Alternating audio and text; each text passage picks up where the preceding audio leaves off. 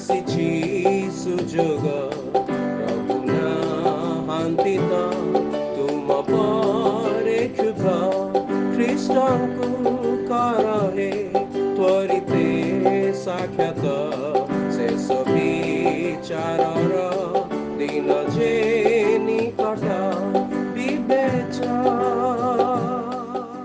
प्रिय श्रोता बंधु प्रभु यीशु ख्रीष्ट पवित्र नाम रे आपनको शुभेच्छा। पवित्र बाइबल रो माथ्यू लिखित सुसमाचार 15 अध्याय 8 पदरे आम यहीपरि पाठ करूँ। एही जाति मुखरे आंभ को समादर करती किंतु सेमानक हृदय आंभ ठारू दूर रे थाए। फारूसी और शास्त्री माने पूर्वपुरुष मानक परंपरा को नहीं प्रश्न पचारे।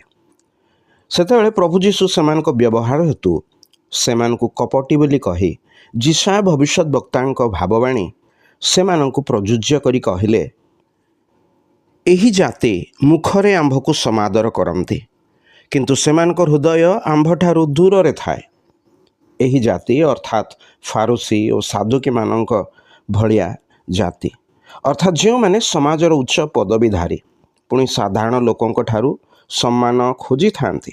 सेमाने मंदिर को जाई ईश्वरंकर उपस्थिति रे ठिया होई थांते, तांको प्रशंसा मध्य करते सत्य, तथापि यह सब केवल लोकों करताली और प्रशंसा पाइबा आशारे करते।